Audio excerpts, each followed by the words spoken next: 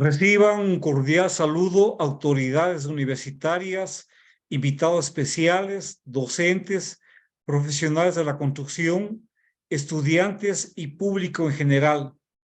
Continuamos con el día 134 del ciclo de conferencias El conocimiento no se detiene, evento organizado por el Departamento de Investigación Científica de la Universidad de las Fuerzas Armadas ESPE, en colaboración con el grupo de investigadores del blog CEINCIDAD.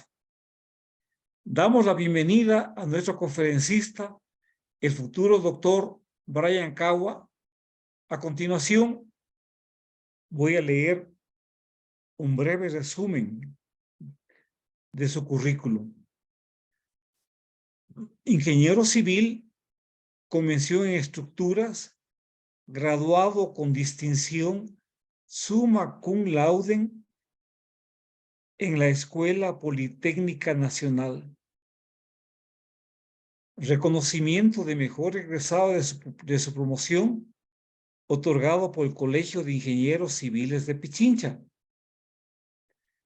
Graduado con honores de la maestría de la Dirección de Operaciones y Seguridad Industrial de la Universidad de las Américas, UDLA.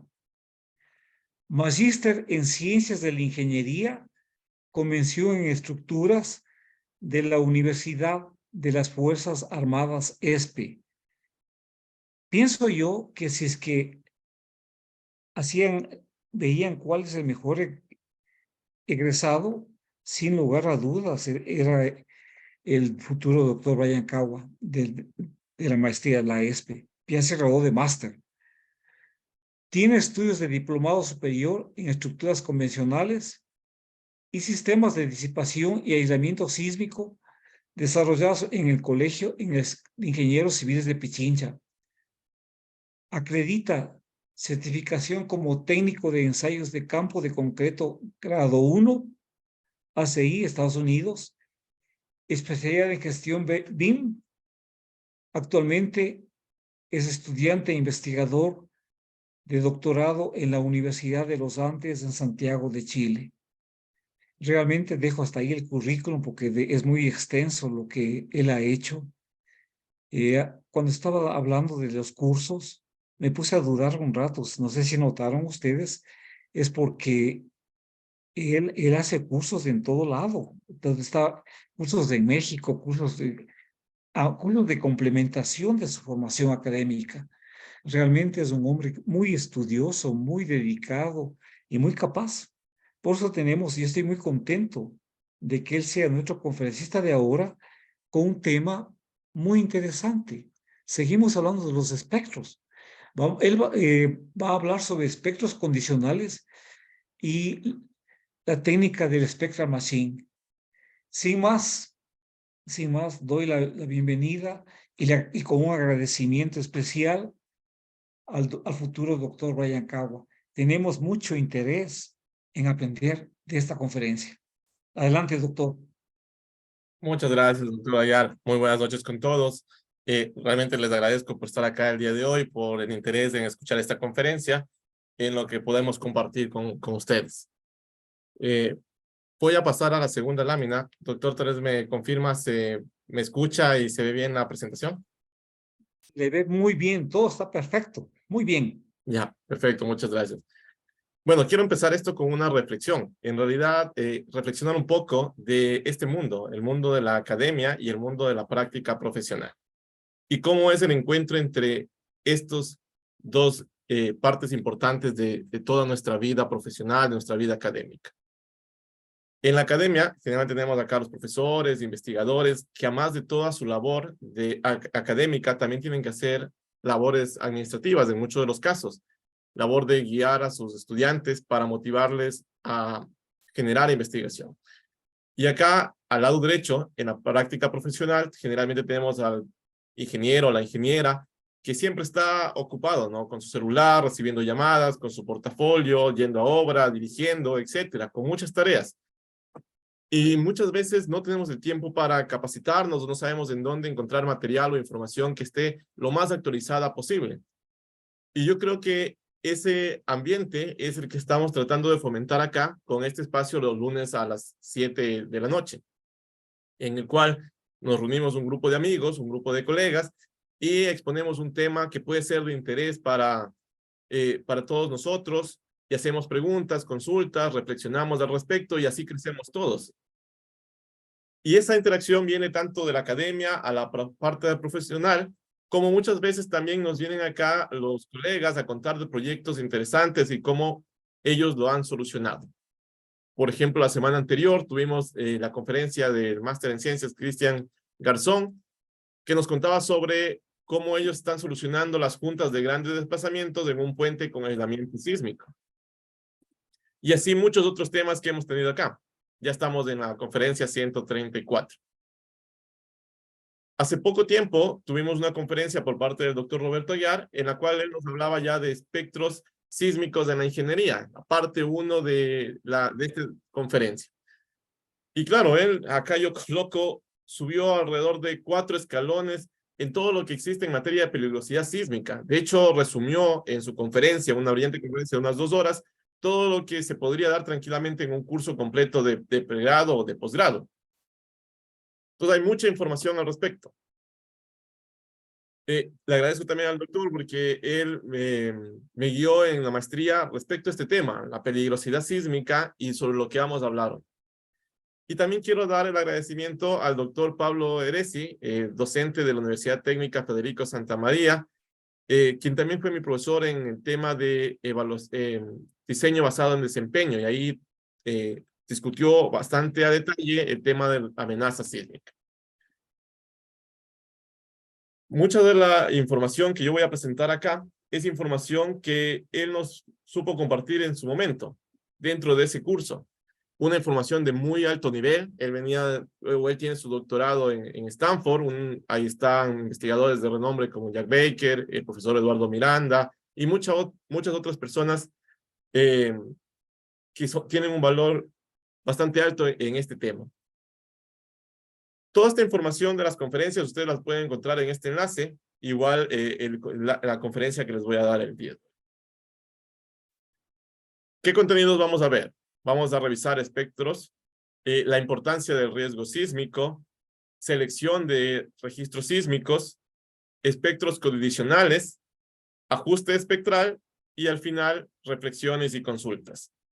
He tratado de hacer el mayor esfuerzo en cuanto a simplificar un poco el tema, los contenidos, para que se pueda ver de una manera bastante general acá todos estos aspectos. Espero lograr ese objetivo. Bueno, cuando uno piensa en espectros, uno dice, ¿pero qué específicamente? ¿Una representación de qué? De un parámetro de interés. Y acá hay espectros de diferentes tipos. El primero que se nos viene también tal vez a la mente son los espectros de respuesta.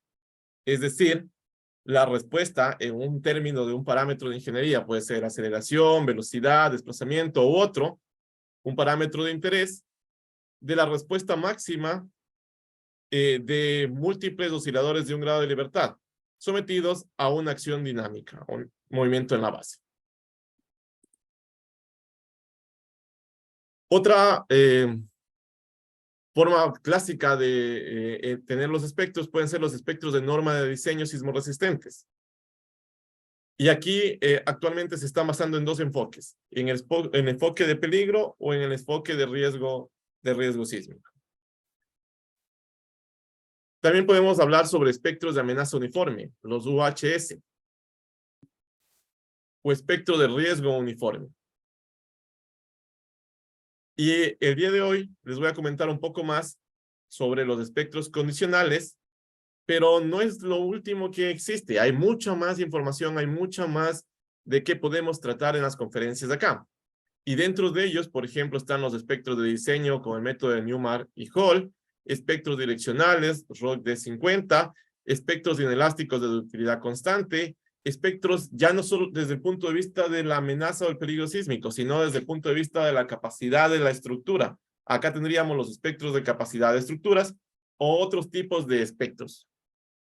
Entonces, hay mucho material que nosotros podemos convertir acá y hoy no voy a enfocarme en cómo calcular tal vez a detalle cada uno de ellos, pero sí en la idea, en el concepto, en qué significa cada uno de estos espectros y cómo se los podría utilizar en la parte práctica de nuestra profesión. Y ahí voy a comenzar con este video sobre espectros de respuesta. Son tal vez los primeros que se nos vienen a la mente, ya que es lo que muchas veces nosotros estamos calculando.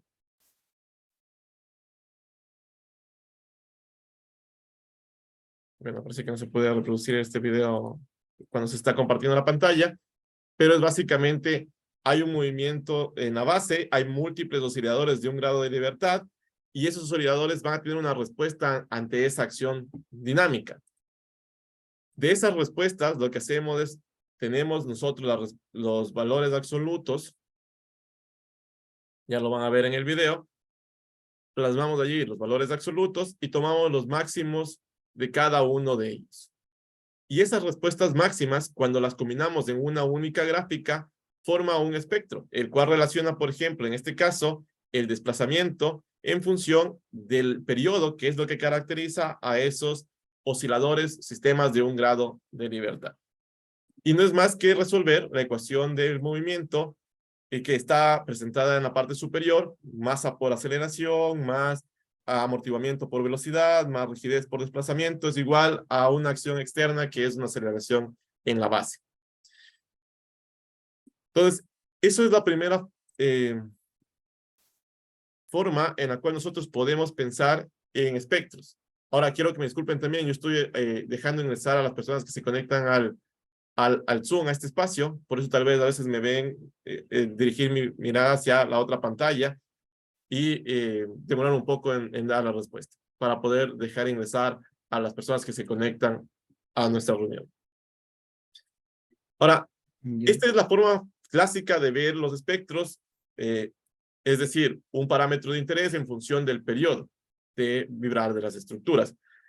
Pero hay otra forma que combina, por ejemplo, los espectros tripartito, combina la velocidad, los desplazamientos y la aceleración, estas respuestas máximas en estos términos de parámetros estructurales, en un solo gráfico.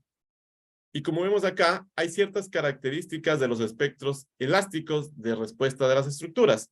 La primera es que para periodos en los cuales son bastante pequeños, las estructuras son muy rígidas, lo que pasa es que se tiende a acelerar a la estructura como se acelera el suelo. Y el desplazamiento es prácticamente nulo. Y eso es lo que tenemos acá. En esta rama, la respuesta coincide con PGA. Si lo vemos en este gráfico que solo relaciona pseudoaceleración, pero va versus periodo, es esta zona de aquí. Luego hay una rama de transición ascendente. Hay una zona que es proporcional a la aceleración, que es esta meseta, la parte azul, parte superior. Hay una zona que es proporcional a la velocidad, que es esta parte amarilla, y hay una zona que es proporcional al desplazamiento, que es este último ramal que está acá. Este es el espectro más conocido desde el punto de vista de espectros de respuesta o formas espectrales. Y muchas de las normas se ajustan a estas formas. Entonces, ya hemos visto que existe una zona en la cual tenemos nosotros que la respuesta es sensible a la aceleración, el sistema es sensible a la velocidad o al desplazamiento en este ramal de acá. Y uno puede construir a partir de ese espectros de diseño, Newman y Hall, en el cual uno tiene que calibrar parámetros como el alfa A, el alfa B, el alfa D, los parámetros T sub A, T sub B, T sub C, T sub D, T sub E, que son los límites de periodo para cada una de estos ramales o de estas zonas. Y esos factores uno los puede calibrar a través de hacer análisis estadístico de registros históricos. Entonces ahí uno puede obtener valores medios y desviación ajustado a esos parámetros mencionados para los diferentes valores de amortiguamiento crítico que sean de nuestro interés. Es básicamente tener algo así, por ejemplo, para un amortiguamiento de un 5%, nosotros tendríamos una mediana de los parámetros alfa A, 2.12, alfa B, 1.65, alfa D, 1.39, y esto lo pueden encontrar en más detalle en el trabajo de Newmark del año 82. Es hacer estadística a registros instrumentales y obtener estos parámetros. Y esto va a cambiar si es sismos de subducción, si es sismos de un ambiente más de cortical.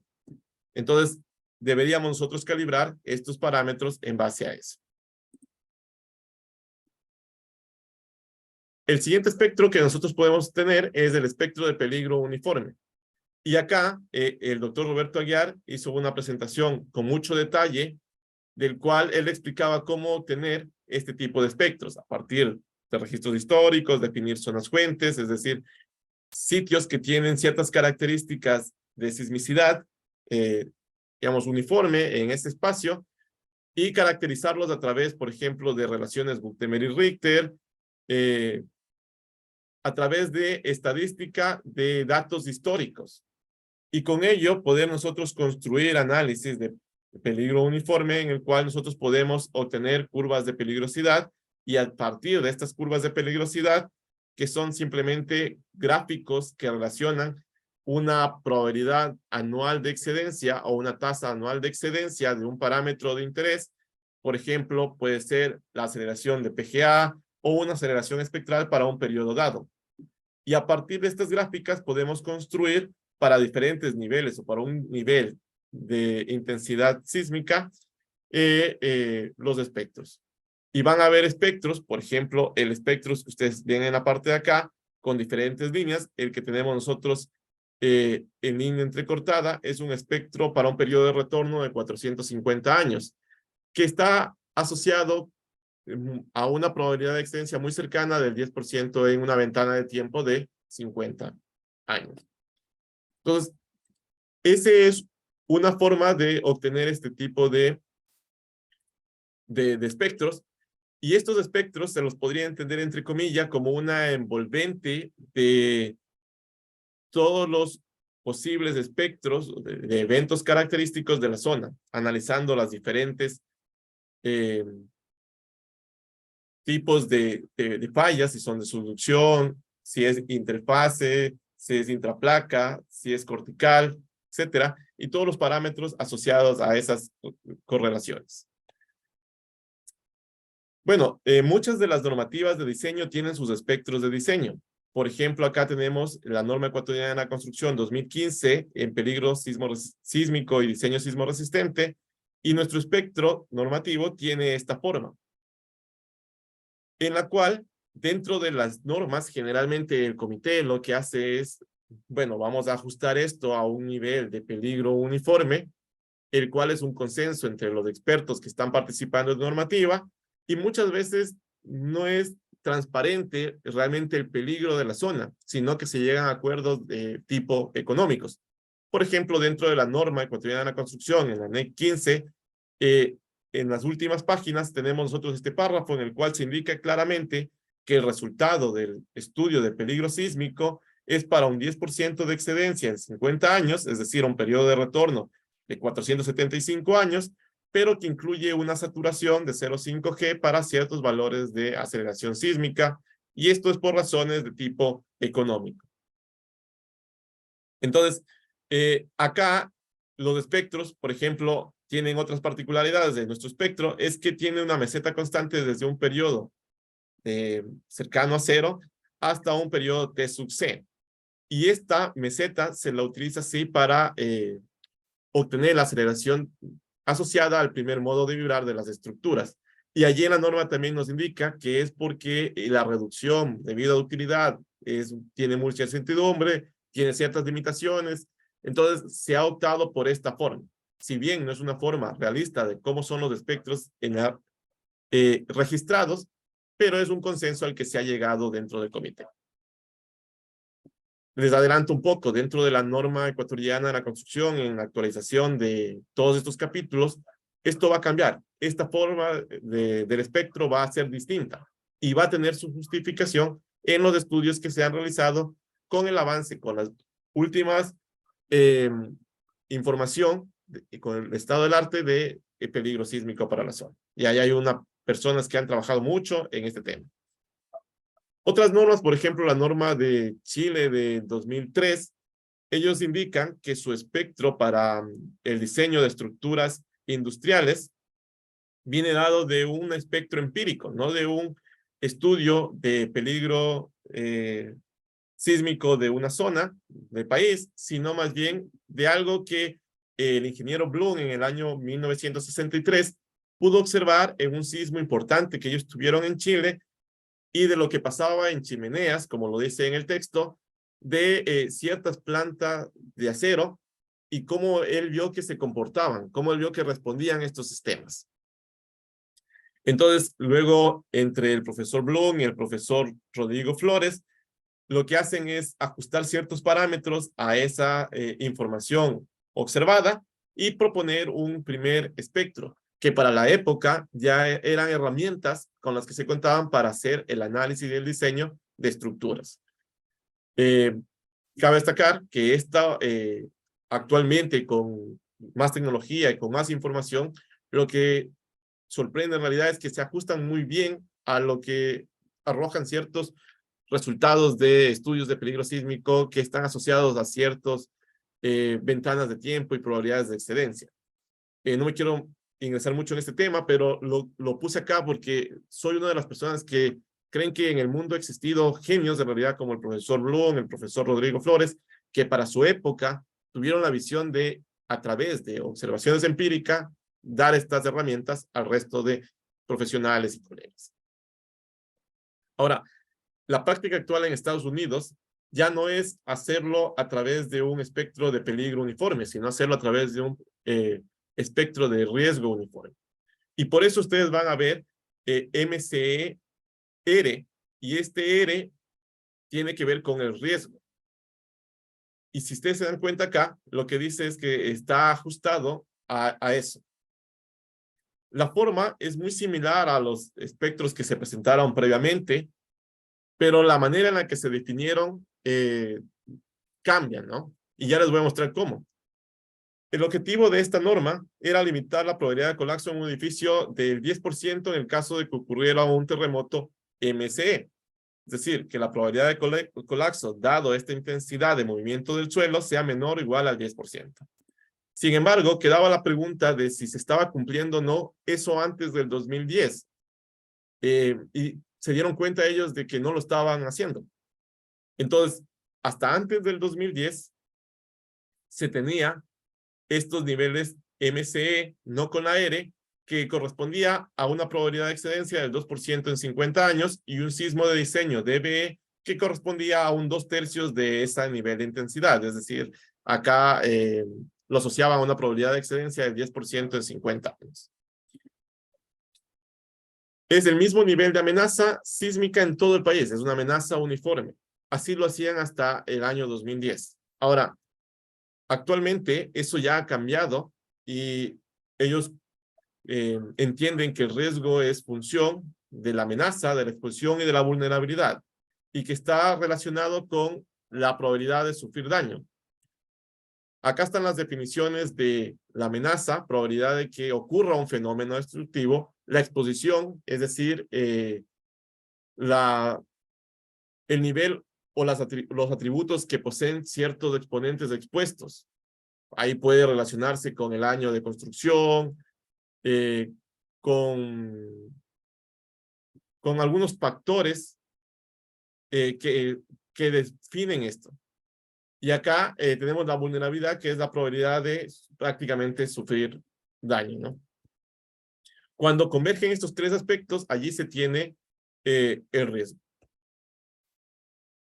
Entonces, para definir espectros de riesgo uniforme, lo que se hace es que el riesgo de colapso se compone de, primero, de la amenaza, que es en esta curva que lo caracteriza, las tasas de excedencia anual promedio para diferentes medidas de intensidad, diferentes PGA o una aceleración espectral para un periodo dado.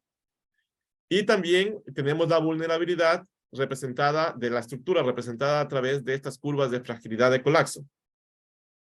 Probabilidad de excedencia un nivel de EDP, un parámetro de ingeniería, dado una intensidad. Ahora, lo que nosotros tenemos que definir para construir estos espectros de riesgo uniforme es el nivel de daño, es decir, la cantidad de colapsos, y acá lo que se propone es que la probabilidad del colapso en 50 años sea del 1%. Y eso implicaría que la probabilidad de colapso, dado este nivel de MCE basado en riesgo, sea del 10%. Y ahí el de diseño va a ser 2/3 de esas aceleraciones espectrales definidas previamente. Acá hay un procedimiento de cómo se construiría esto. Esto es iterativo. Lo que se tendría que hacer es proponer primero estructuras típicas a las cuales nosotros queremos ajustar este riesgo uniforme en toda una área, definir un nivel de intensidad. Por ejemplo, inicialmente el IM es el MCR igual a la intensidad del 2% en 50 años, es decir, un peligro uniforme. Calculamos la curva de fragilidad de las estructuras, calculamos la tasa anual de colapsos, definimos o verificamos si esa probabilidad cumple con ser cercana al 1% o no, y reajustamos nuestros cálculos hasta obtener algo muy cercano al 1%. Entonces, de esta forma, ellos proponen sus espectros en la norma. Son espectros de diseño, pero basado en riesgo uniforme, ya no en peligro uniforme. Y ese es un trabajo que en Ecuador tenemos que hacerlo, pero para hacerlo se requieren primero tener curvas de fragilidad para los sistemas estructurales más utilizados en el país, tener bien caracterizada la amenaza y luego hacer todos estos análisis para poder asegurarnos de tener un riesgo uniforme. Dejando un poco de lado lo que es en espectros de diseño, espectros de respuesta, espectros basados en riesgo, en peligro uniforme, ahora nosotros los instrumentos que se utilizan para medir un sismo en función de aceleración, en función del tiempo, lo hacen en dos direcciones básicamente, digamos X y Y. Pero esas dos direcciones no necesariamente son las máximas los máximos movimientos del terreno. Entonces acá hay una propuesta de ¿y qué pasa si nosotros rotamos estas aceleraciones en X y en Y por un ángulo teta y analizamos todas las respuestas de estructuras bastante simplificadas, métodos lineales elásticos, y vemos cuál es el impacto, cuál es la incidencia? Y ahí aparecen espectros ROC-D50, que son espectros medios, se los podría llamar así entre comillas, ROC-D100, que son espectros de máxima respuesta, ROC-D0, que son mínimas respuestas luego de computar espectros para diferentes ángulos de incidencia. Y acá tenemos una comparativa de Castro et al. 2020, de un trabajo bastante importante para Chile, que lo que hicieron ellos es reunir o agrupar una base de datos de sismos importantes de subducción para la región. Y uno puede ver acá las componentes, digamos, norte-este, digamos, componente 1 y componente 2. Y ahí están espectros, ROC-D50, ROC-D0, ROC-D100 y media geométrica. Lo más usual que entregan los modelos de movimiento del terreno son espectros ajustados a media geométrica, GeoMin, que es el producto entre la aceleración en sentido X y en sentido Y, la raíz cuadrada de ese valor. Y uno pensaría, bueno, ¿y cuál es la incidencia en tener un ROC-D100 versus tener la media geométrica, que es lo que usualmente se utiliza? Ya hay trabajos en esa línea para diferentes, digamos, registros, sean corticales o sean subductivos, y se están hablando de factores, por ejemplo, en este caso, de una relación ROC-D100, que serían las máximas respuestas, versus media geométrica, del orden de 1.2, 1.3. Y así, por ejemplo, la respuesta o la relación entre ROC-D100 y ROC-D50 oscila entre 1.2, 1.25. Sin embargo, todavía no hay un consenso de que lo más óptimo es utilizar ROC-D100. si bien son máximas respuestas, es muy poco probable de que se tenga a todas las estructuras, a las estructuras sometidas justo en esa dirección de las máximas intensidades o máximos movimientos del terreno, ¿no? Y ahí hay mucha discusión todavía y hay que llegar a acuerdos para ver cómo se manejan este tipo de espectros, pero hay investigación en esa línea. ¿Por qué es importante esto? Bueno, es fácil irnos hacia el pasado, abril 2016 en Ecuador, y ver acá la cantidad de fallecidos, la cantidad de provincias en emergencia o de edificaciones colapsadas. Algo que es que no podemos nosotros reponer. Son vidas de nuestros amigos, de nuestros familiares que se fueron en este evento. Un evento que dura pocos segundos o pocos minutos y nos deja una lección que debemos aprender. Pero nosotros no solo como Ecuador que tenemos ese tipo de tragedias. A nivel del mundo también ha habido terremotos importantes que han causado pérdidas sustanciales. Por ejemplo, Loma Prieta en el 89, 63 muertos, pérdidas en cuanto a 7.5 billones de dólares. Y algo acá interesante que es el número de personas que tuvieron que dejar sus viviendas, sus hogares, durante cierto tiempo. Esta información la he tomado de las clases del doctor Pablo Heresia, hay algunas cosas que he tomado de sus clases, de su curso. Fue un curso bastante bueno, bastante interesante, y quiero dar el crédito de ello. Por ejemplo, Northridge, similar, Kobe, algo similar. Y si uno ve los reportes, hay reportes del riesgo global, por ejemplo, este reporte de 2021, son trabajos bastante elaborados en el cual hacen encuesta a expertos de diferentes países y les preguntan cuál cree usted que es el riesgo global y, por ejemplo, acá categorice dos cosas. ¿Qué tan probable es que se presente en 10 años? ¿Y cuál podría ser su impacto? ¿Podría ser un impacto mínimo o un impacto catastrófico en este eje vertical? Y en el eje horizontal, si es poco probable o es muy probable tener. Y dentro de los que más destacan para el año 2021, ustedes pueden ver acá, esto es prácticamente el COVID-19 o algo muy similar, ¿no? Lo que dicen es que es muy probable y que sería muy catastrófico. Y eso nosotros ya lo vivimos. Y los terremotos y otras amenazas naturales están acá, en este grupo, en desastres geofísicos que están aquí. Dicen que es probable, también tiene una calificación de 3.3 sobre 5 y tiene un impacto también importante, muy cercano al promedio. Entonces está entre un impacto mínimo y un impacto catastrófico, pero esto es a nivel global. Entonces, claro, si yo lo veo a nivel del mundo, tal vez el sismo en Turquía tuvo un impacto que yo lo podría calificar de esta forma, pero para el país tuvo un impacto muy grande. Para la zona va a tener un impacto catastrófico tal vez. Lo que quiero indicar acá es que hay trabajos en los cuales destacan la importancia de estudiar y caracterizar correctamente nuestra amenaza sísmica.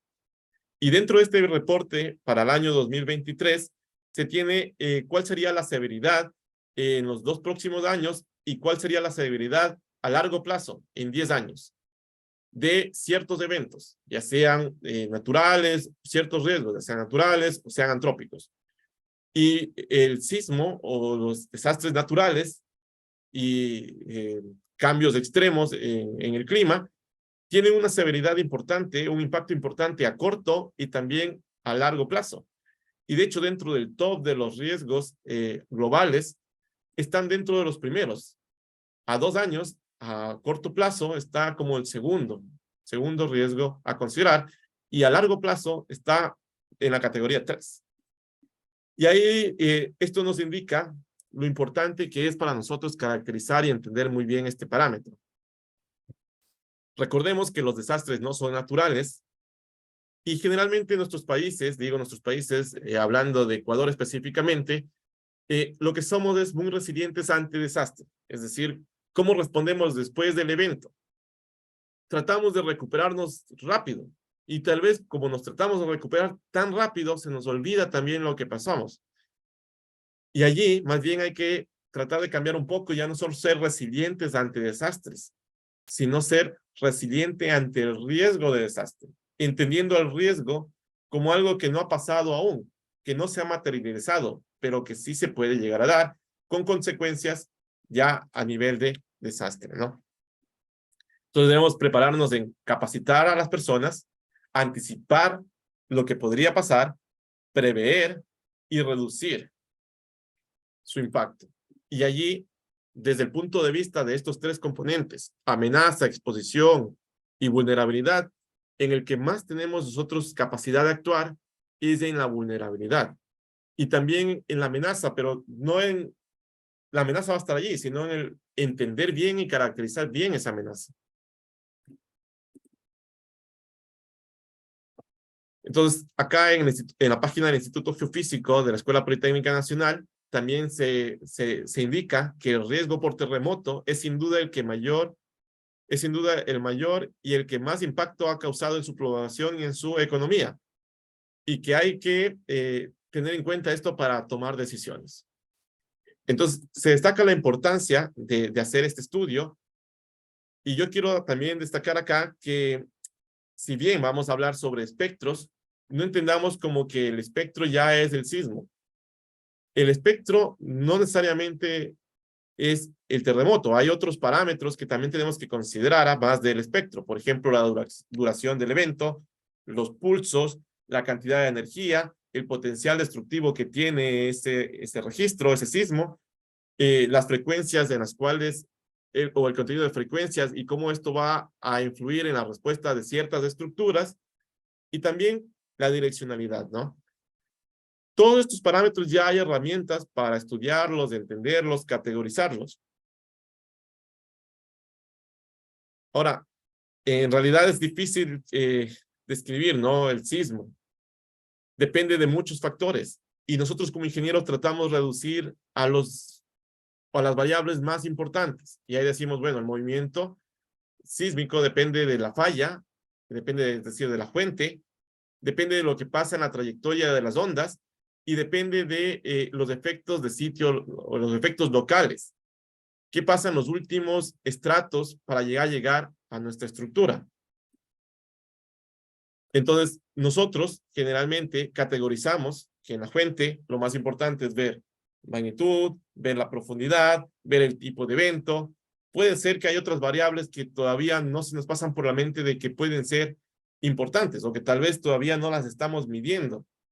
La ciencia avanza y el conocimiento avanza a pasos gigantes. En la trayectoria, bueno, va a depender de qué tan lejos, qué tan cerca estemos, si hay barreras naturales, hay montañas, hay cordillera, etcétera, cuál es la geografía del sitio, del país en el cual estamos. También va a depender del sitio, específicamente de si pasamos a diferentes estratos y hay estratos allí que pueden amplificar ciertos registros, ¿no? Ciertas zonas. Y estos son los sismos que hemos tenido en Ecuador en los últimos 100 años. No tenemos mucha información. Ustedes pueden ver acá que en realidad tenemos poca información hasta 1980. Y de 1980 en adelante tampoco es que contamos con un registro muy bueno.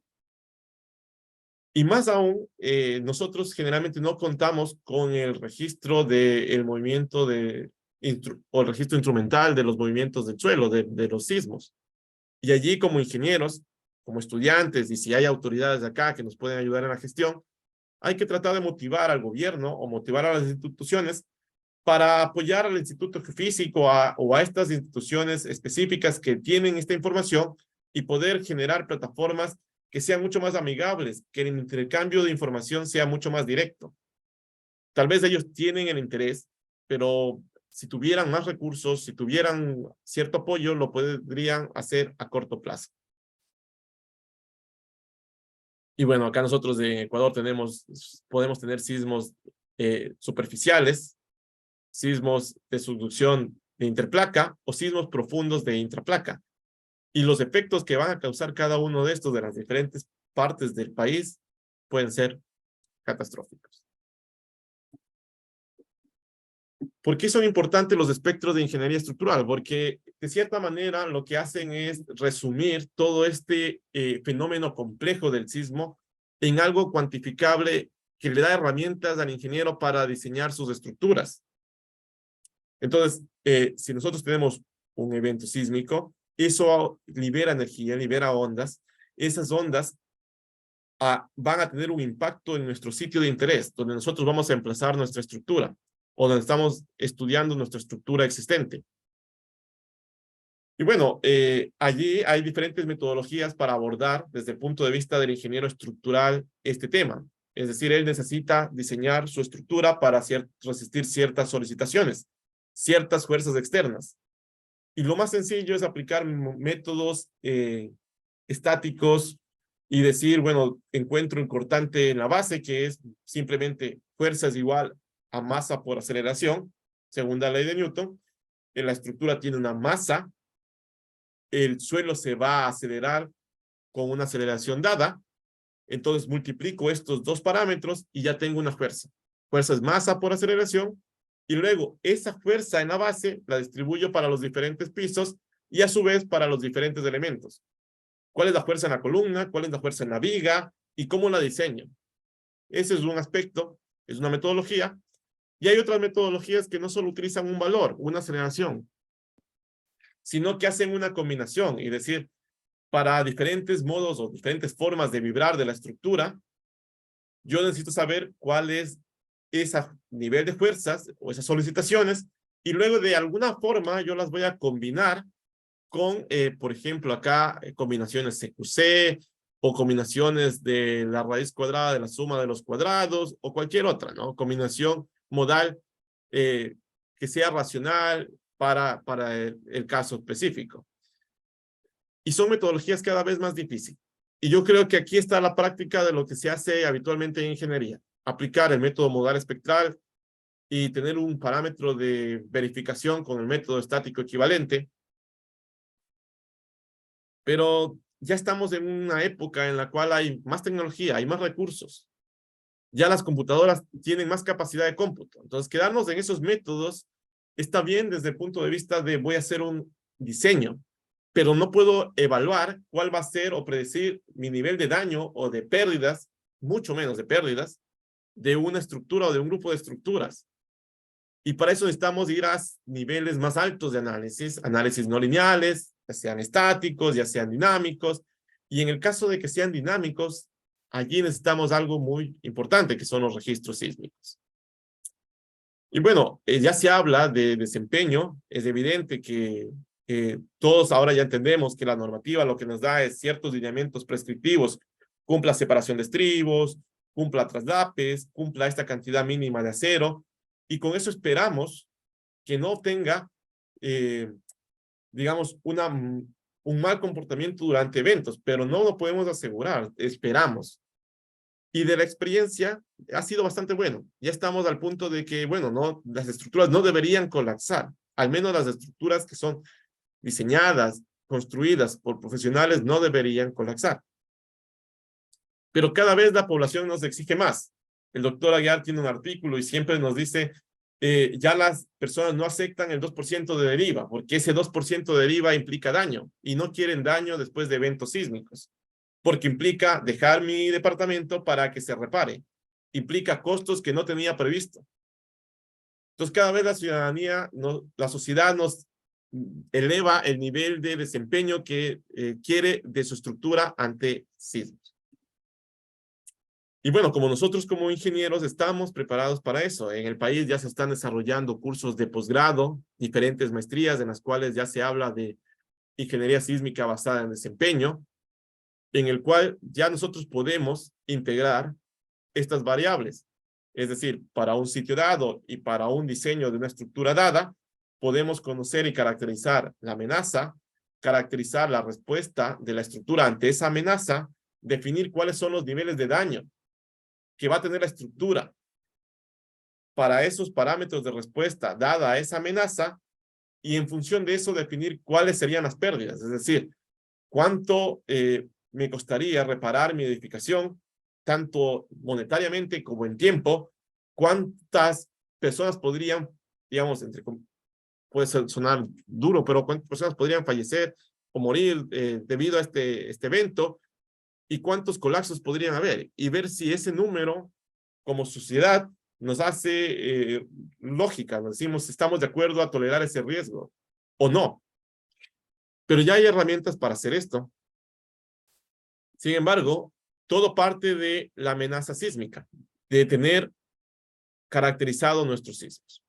Y allí es donde nos vamos a concentrar esta noche. Todavía me falta algunas diapositivas por mostrarles, pero lo que quiero indicar a breves rasgos es que necesitamos caracterizar la amenaza sísmica del sitio, tener registros, cómo se va a mover la base, y luego evaluar la respuesta de estructura, sean desplazamientos, sean derivas, sean fuerzas en elementos, etc.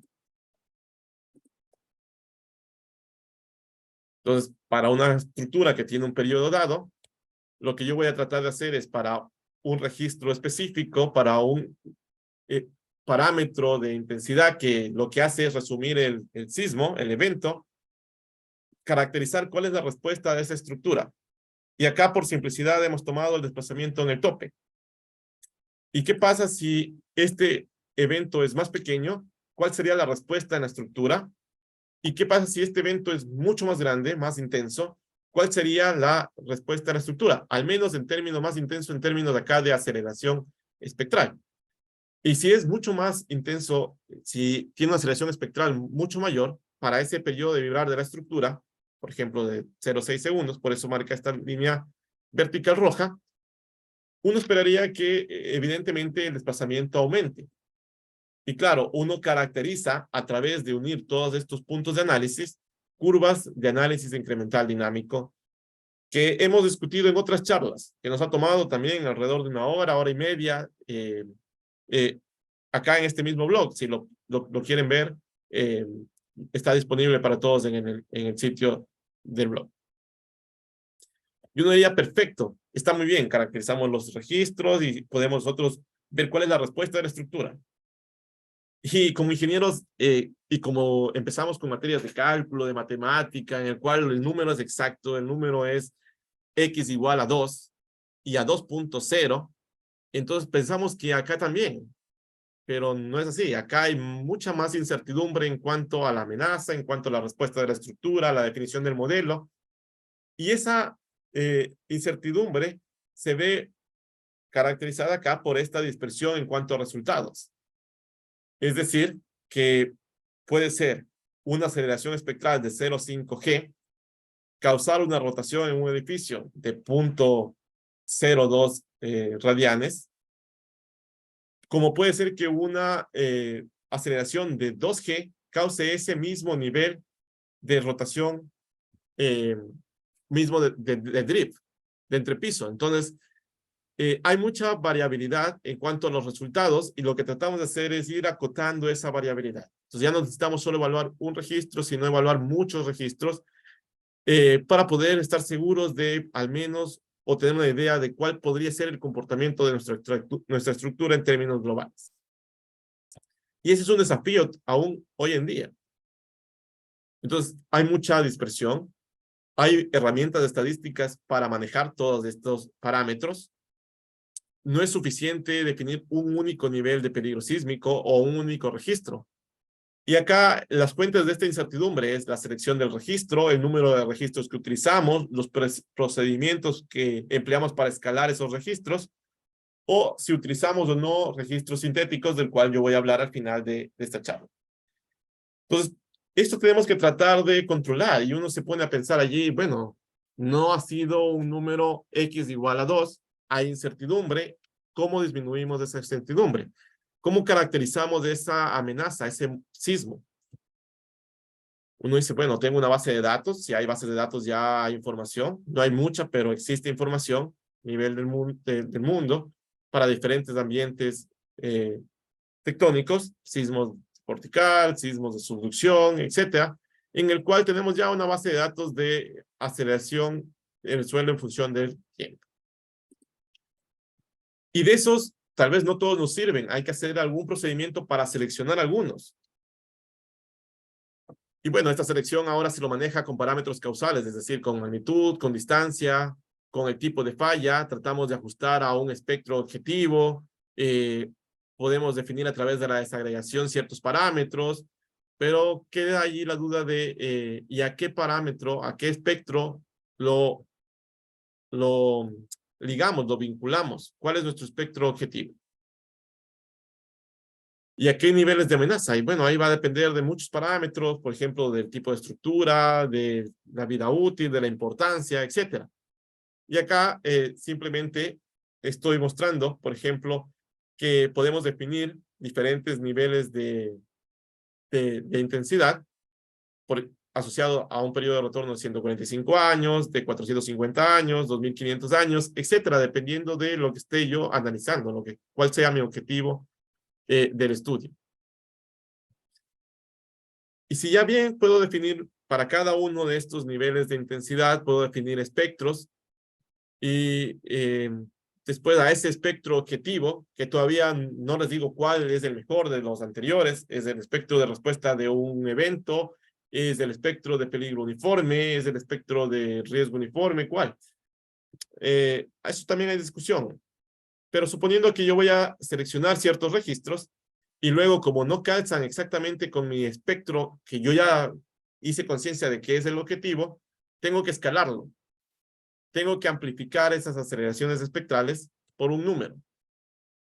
Y hay varios métodos allí para hacer eso. Igual en conferencias anteriores, yo mismo he tenido el honor de presentar algún método de amplificación de la amplitud. Y bueno, nos va a dar un factor de escala, es decir, al registro hay que multiplicarle por un número. Esperemos que no sea un número muy grande o muy pequeño para no distorsionar tanto la naturaleza del registro. Y a través de, o con ese registro, hacemos análisis de respuesta de la estructura. ¿Cuál es ese número máximo? Las normas recomiendan 4. 4 es bastante. Generalmente uno lo que trata de hacer es quedarse en 2, 2.5 como máximo. Y acá, algo que dentro de las clases del profesor Pablo Herese, y él haciendo alusión a su profesor, el doctor Rodolfo Saragoni, él nos decía, bueno, ¿y escalar estará bien o estará mal? No es lo mismo un gato chico que un tigre. Un gato grande que un tigre. Son animales distintos, son cosas distintas. Entonces, y uno hace conciencia de eso y dice, sí, es verdad, si yo lo amplifico, al final, ¿qué estoy haciendo? Estoy distorsionando mi registro y eso será real, eso será lo más adecuado. Y sigue habiendo la incógnita, en realidad, así es o no adecuado. Bueno, supongamos que es adecuado, pero ¿a qué nivel, a qué espectro lo considero como objetivo? Hemos visto espectro de respuesta, espectro de una norma de diseño, espectro de peligro uniforme, espectro de riesgo uniforme. ¿A cuál?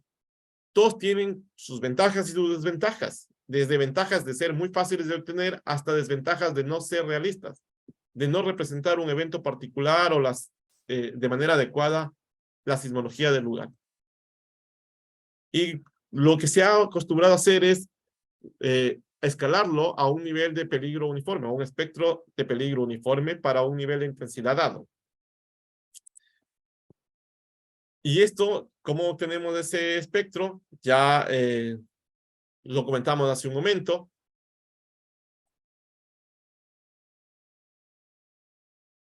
Y acá quiero hablar sobre la desagregación.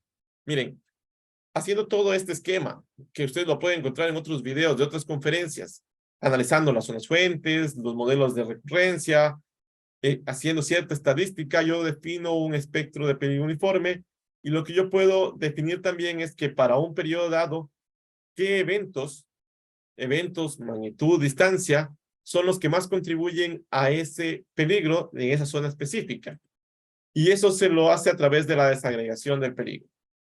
Y acá les muestro un trabajo del TREC, yo no participé, pero es bastante interesante lo que ellos encuentran para Quito, Y ellos dicen, bueno, para Quito lo que más les va a afectar son sismos de cortical. Sí va a haber una influencia de los sismos de subducción, ya sean interplaca o intraplaca, pero lo que más les podría afectar o contribuir a la amenaza es los sismos de cortical. Y ellos lo que dicen es que la mayor contribución proviene de fuentes corticales activas cercanas a 5 kilómetros de la ciudad, con magnitudes entre 6,5 y 7,5.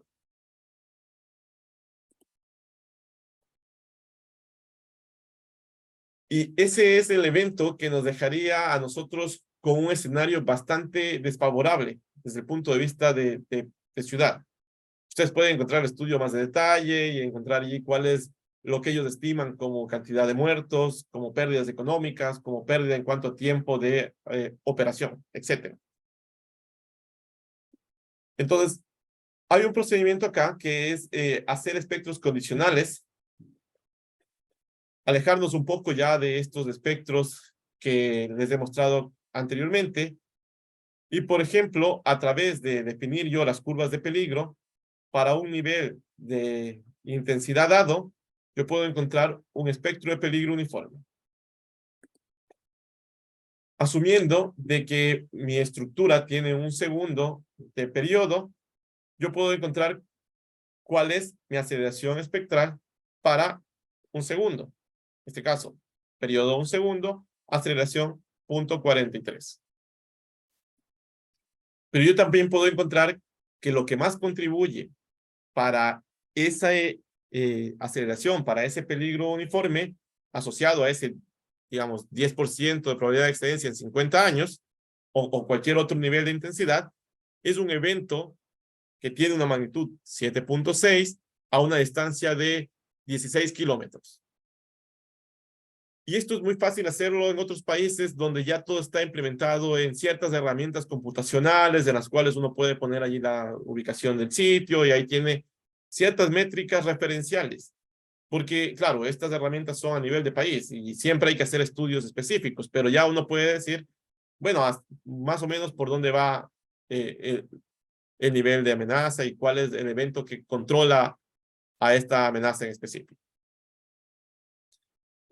Entonces, vamos acá a ver un espectro de peligro uniforme, que es la línea de color verde, y este espectro de peligro uniforme es que para todos los periodos, desde 0 hasta 5 segundos, lo que yo tendría es una misma probabilidad de excedencia en una ventana de tiempo de 50 años, 10% en 50 años específicamente en este caso.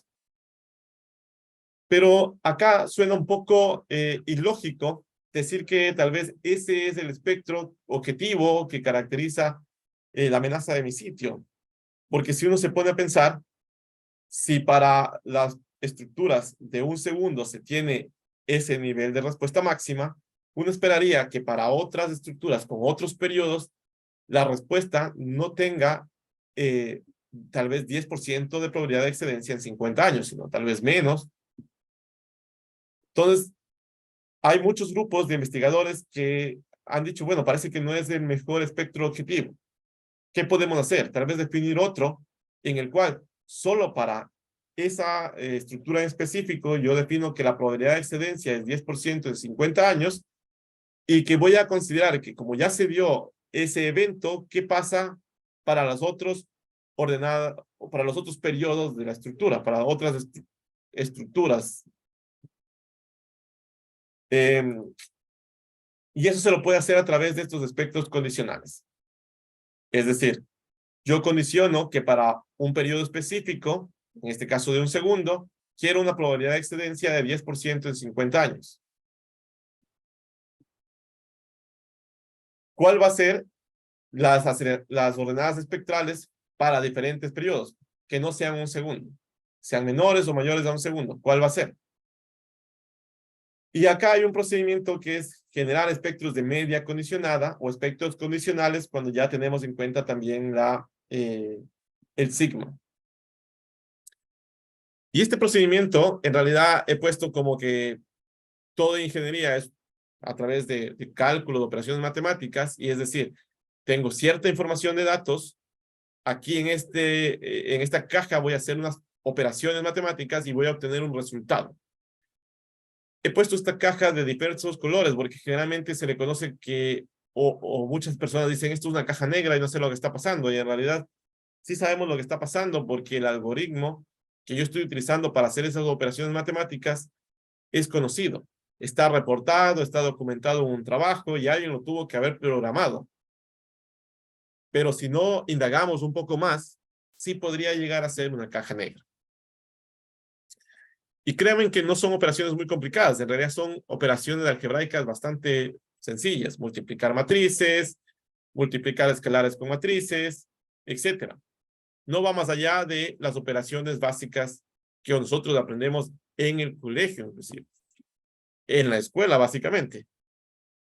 Pero todo ya está implementado en programas computacionales y lo que he venido acá es a que se entienda más bien cuál es la información que nosotros requerimos para construir esos espectros condicionales y cuál es el resultado que yo obtengo. La información va, primero, definir el periodo que yo voy a condicionar. Digamos, mi estructura tiene 1 segundo de periodo de vibrar. Definir mi nivel de amenaza, 10% de probabilidad de excedencia en 50 años. Tengo que definir modelos de correlación. ¿Cómo se correlaciona? Para los diferentes periodos que no son 1 segundo, las aceleraciones espectrales, por así decirlo. Y yo requiero tener espectros de eventos. Generalmente utilizamos modelos de movimiento del terreno, conociendo que el t es igual a 1 segundo, y con ese parámetro t igual a 1 segundo, yo tengo en cuenta la desagregación. O sea, qué evento, magnitud, distancia, es el que controla.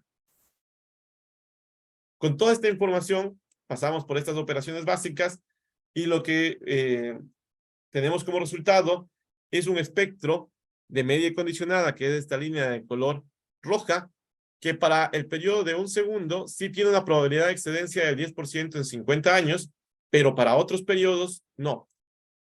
Entonces, es diferente del espectro en color verde.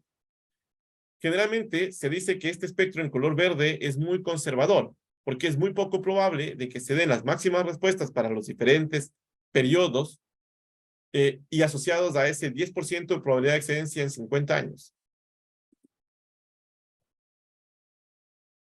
Entonces, ese espectro de peligro uniforme, lo que se podría hacer es construir a través de todos estos espectros, o sería la envolvente de todos estos espectros condicionales. Condicionado para 0,5 segundos, condicionado para 1 segundo, condicionado para 2 segundos, y así condicionado para todos los periodos de vibrar de las estructuras. Y esa envolvente, esa es el espectro de peligro uniforme.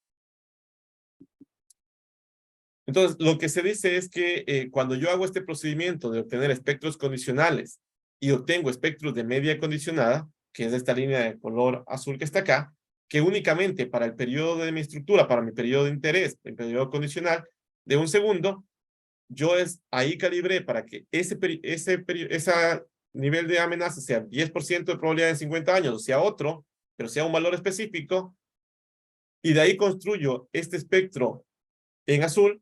Yo veo que los registros instrumentales, los registros reales de un sitio, se parecen mucho más a esa forma espectral.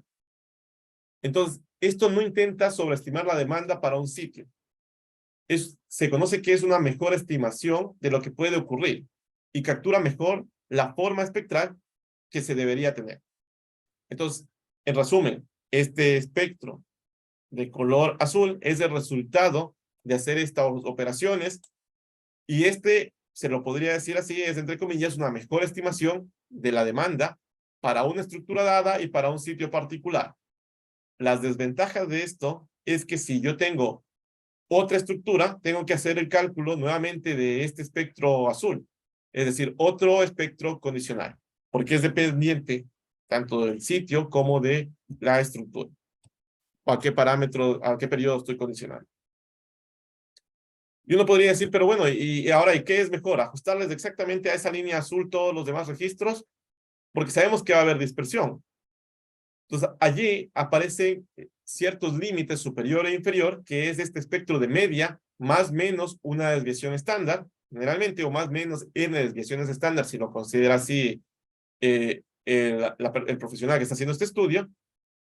Y uno dice, bueno, lo que yo esperaría es definir o escoger o seleccionar registros que calcen en general con la media, pero aceptaría que estén dentro de este rango de la media más o menos una desviación estándar. No es más que aplicar estas operaciones nuevamente básicas. Ahora, coloco acá las ecuaciones para que tengan de referencia. Voy a subir esta presentación en PDF, pero no necesariamente vamos a ir detallando qué implica cada uno. Lo que les vengo a comentar ahora tal vez será un curso de unos 6 meses de este tema en específico. Lo que me gustaría es que quede la inquietud de existen este tipo de espectros. Ya no necesitamos necesariamente atarnos al espectro de peligro uniforme. Podemos construir estos espectros que ciertos investigadores, y se tiene evidencias de que pueden ser una mejor estimación de la demanda para ese sitio. Y yo requiero acá primero datos para que haya investigadores que calibren estos modelos de correlación. Es decir, si yo correlaciono el periodo para un segundo, ¿qué va a pasar con otros periodos? Hay un factor que va a amplificar o de amplificar ese nivel de intensidad, ese nivel de aceleración espectral. Y estos modelos vienen dados de artículos en el cual hay gente que hace estadística de eventos registrados en el pasado. Y de esa forma es como se generan herramientas útiles para la práctica profesional, que nos permitiría tener una mejor caracterización de la amenaza y por ende una mejor estimación de la respuesta de mi estructura.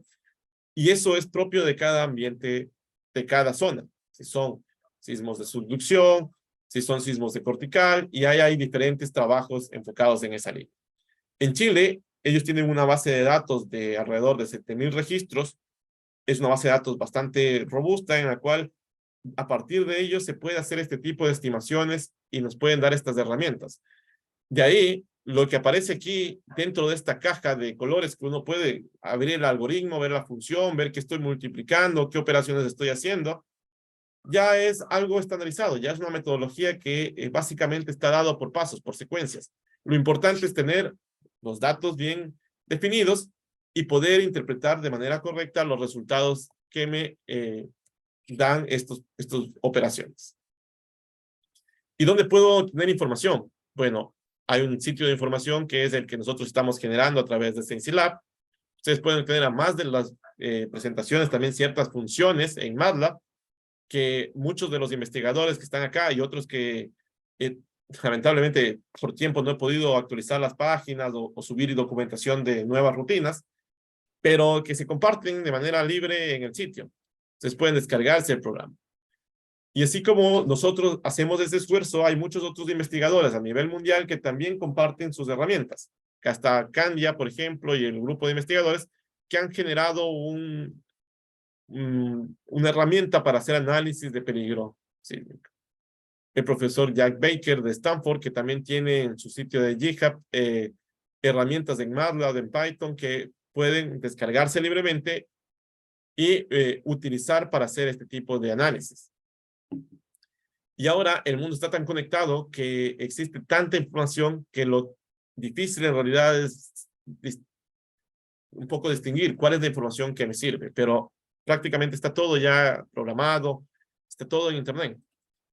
Y la gente en la que a veces uno se descarga estos programas, yo me quedo sorprendido, realmente es gente brillante, tienen un muy buen nivel tanto de lo que consiste en la metodología como de la programación para hacer eficientes sus programas. Entonces es increíble lo que uno puede encontrar hoy en día. Bueno, me queda un poco más de información. Y ahora, los acelerogramas hay de tipo instrumental, es decir, lo que yo pude haber registrado de eventos pasados. Y acá dejo algunos, solamente como manera de referencia. Perú del 74, lo que pasó en Bahía en el 98, lo que pasó en el registro de Puerto Viejo en el 2016, lo que pasó en Pedernales, y las diferentes partes del mundo. En realidad hay muchos registros y estos registros generalmente lo que deben ser es tratados, eliminar ciertos o filtrar frecuencias no deseadas, eliminar respuestas instrumentales o ruido, corregir el desfase de la línea base, etcétera, etcétera, etcétera, que es tratar un poco esa señal y luego ya la puedo utilizar. Pero hay una pregunta, ¿y es posible generar, si no tengo esta información, es posible generar de manera artificial registros? Y la respuesta es sí. Las normas, por ejemplo, la norma NEC 15, ya habla sobre acelerogramas artificiales y así muchas otras, ¿no?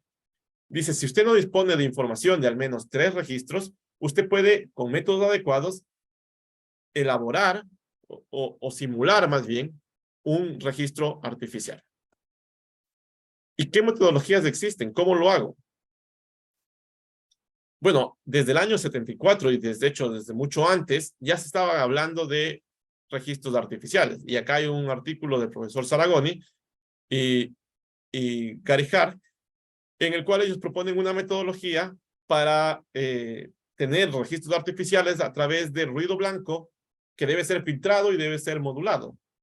Y miren, acá es interesante que en el año 74 el profesor decía, ya estamos en la capacidad computacional de hacer análisis dinámicos para la mayoría de casos de las estructuras. Y aún en el año 2023 no es algo muy común. En realidad nos quedamos hasta análisis modal espectral. El objetivo es tener unos registros artificiales simulados que caractericen a mis eventos sísmicos y yo parto de ruido blanco, es decir, de ese ruido que generalmente a veces cuando uno enciende el televisor y esos televisores antiguos de blanco y negro y hacen zzzz, o la aspiradora, etcétera, es ruido que tiene un contenido de frecuencias constante.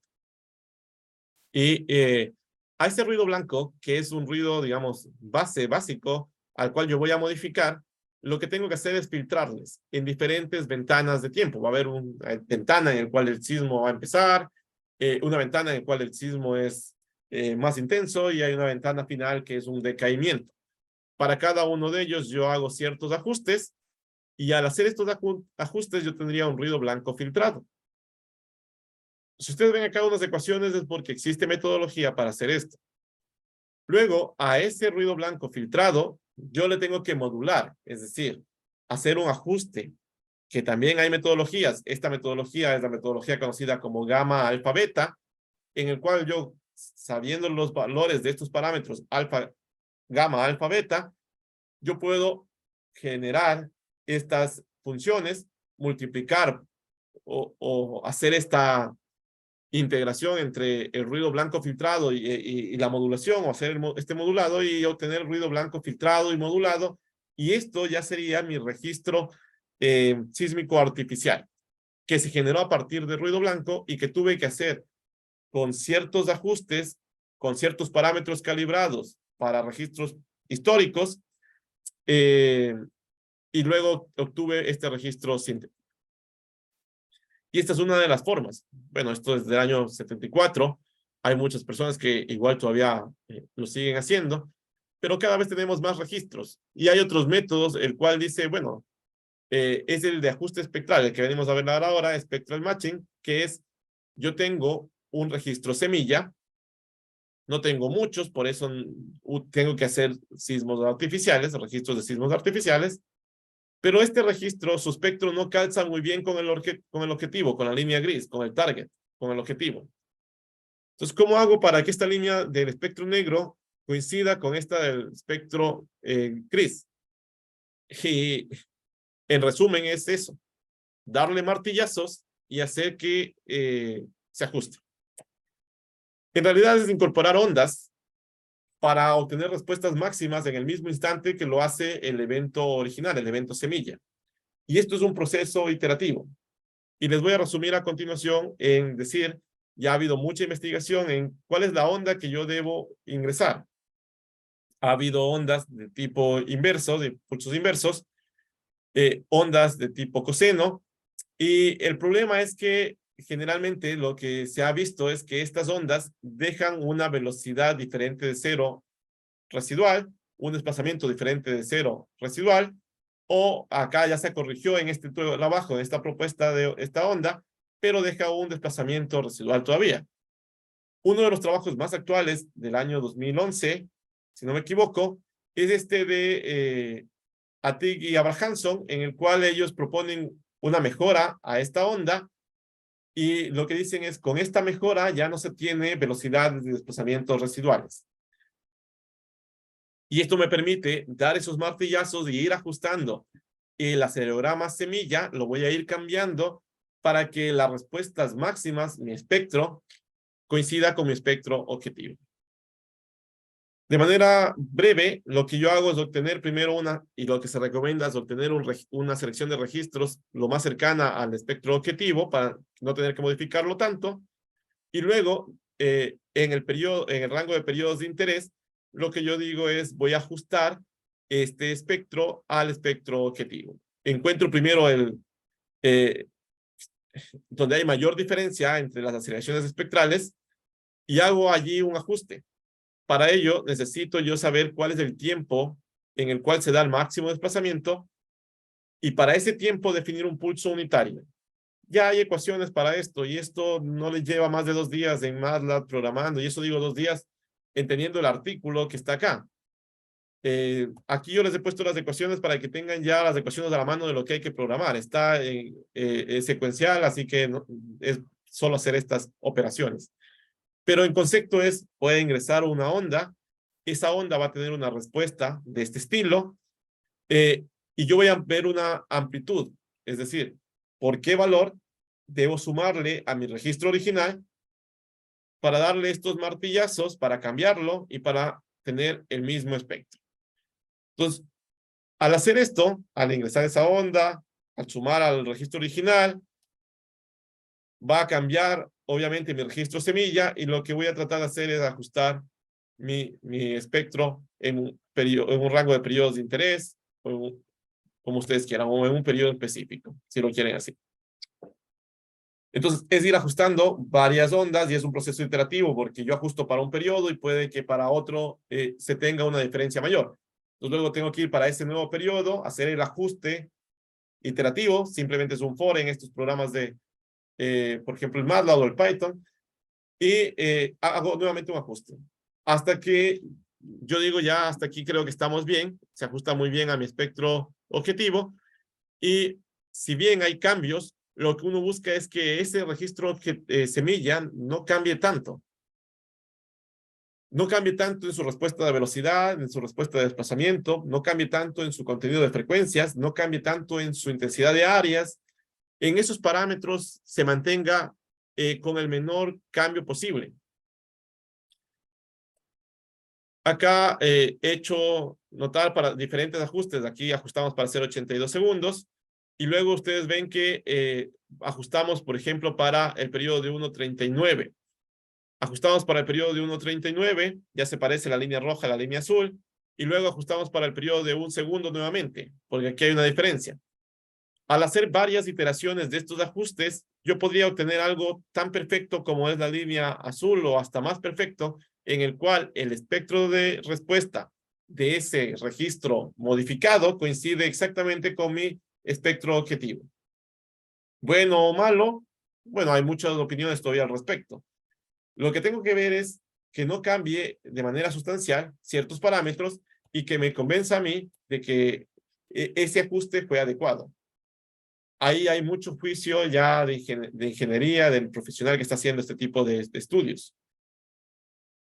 Y esto es, en esencia, los dos temas que les vine a contar y lo más nuevo, digamos, pero que requiere todavía mucha capacidad de cómputo, es simular todo el evento.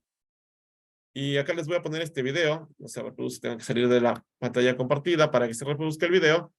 Y es básicamente simular todo un evento, toda una ruptura, digamos, donde uno define lo que pasa en la fuente, cómo se propagan las ondas, y yo para cualquier sitio en particular puedo obtener cuál es la aceleración en función del tiempo de ese evento simulado.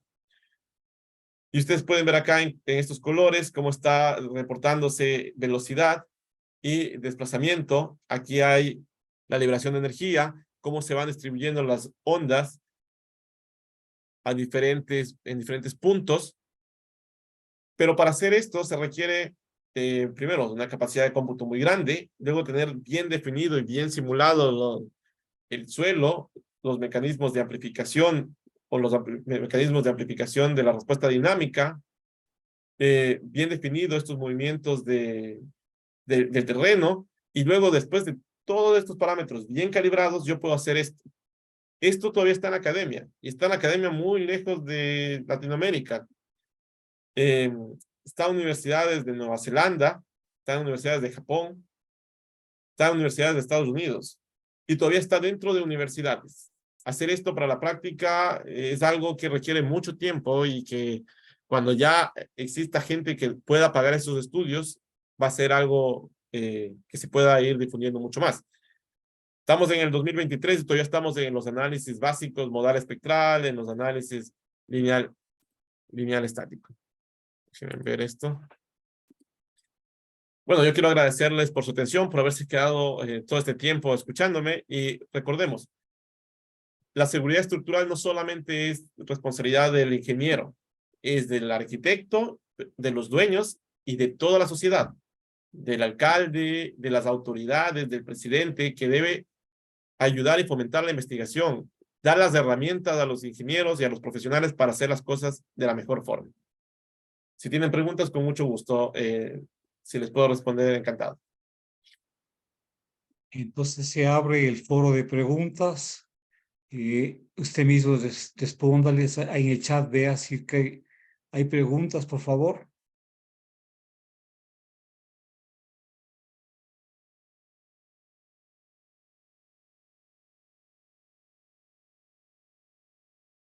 Vamos a dar unos minutos para ver si tienen preguntas al respecto. Ahora, quiero también indicar acá un comentario hasta que tal vez alguien escriba una pregunta, si lo tuviera. Esto es, si uno va a los artículos, tal vez hayan cosas más actuales. Tal vez ya existan otros métodos, otras propuestas. Y por eso uno tiene que seguir estudiando y seguir preparándose y venir acá y ver qué nos dice cierta persona de lo que él conoce del tema. Eh, yo estoy trabajando en espectros con inteligencia artificial, ya no en evento principal, sino en evento principal y réplica, y tal vez en alguna otra oportunidad les comente de eso. Por tiempo no lo hemos hecho. Ya. Yo No, tengo una doctor, no pregunta. hay ninguna pregunta. Ah, No, yo tengo una ok, preguntita. doctor. Con gusto. Normalmente tenemos registros en X y Y, norte, sur, este, oeste. Ahora hay una tendencia de sacar, rotar los registros únicamente a la componente normal a la falla y paralela a la falla, y nada más. ¿Qué piensas respecto de eso? ¿Es suficiente hacer solo con eso nada más? ¿O tenemos que ir un poquito más para buscar los valores máximos de la rotación máxima?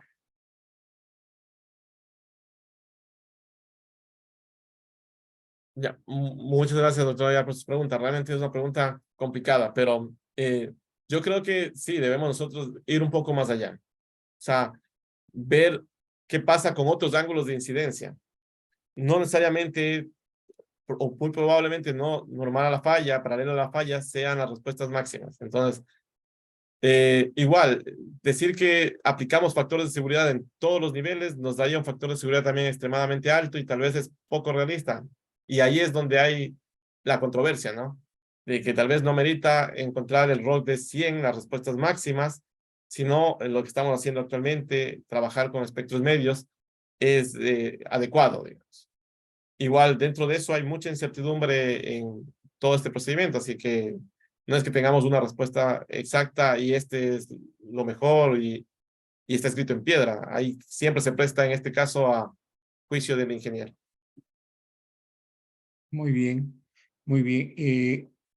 Parece ser que no hay más preguntas. Entonces yo debía haber empezado, antes de mi pregunta, debía haber empezado diciéndole, excelente conferencia, felicitaciones, muy clara la conferencia.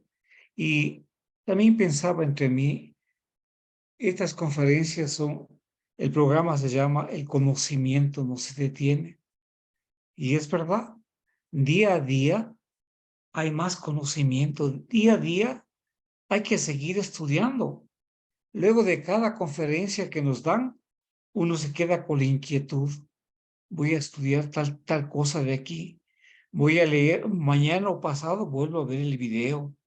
Mañana o pasado me pongo a leer el material que nos ha entregado el profesor, y tenemos que seguir aprendiendo. no pensar de que ya sé bastante por la práctica que me ha dado la práctica. ¿Qué práctica? Hay que estudiar mucho. Me encantó mucho esa reflexión con la cual usted empezó. Acá tenemos los académicos, acá está eh, la gente de la práctica. Pero el rato de los ratos, la gente de la práctica a los académicos sí nos ve con respeto.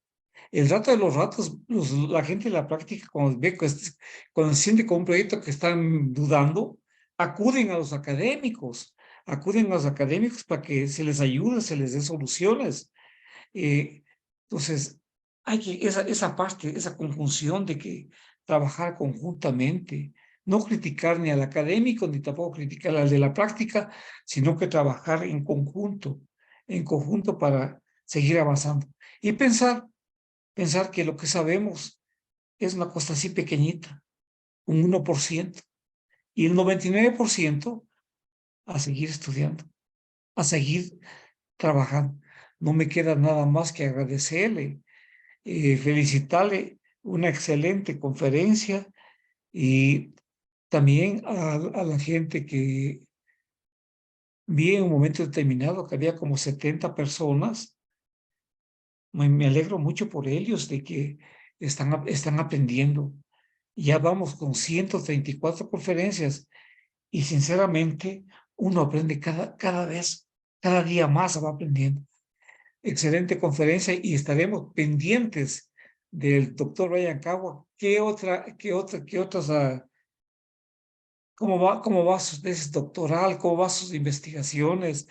Y tal vez pedirle, cuando tenga un poquito de tiempo, pedirle que a ver si organizamos un pequeño curso de estos temas, de unos 10 horas de clase, porque sí vale la pena hacer un pequeño cursillo para ver más a fondo.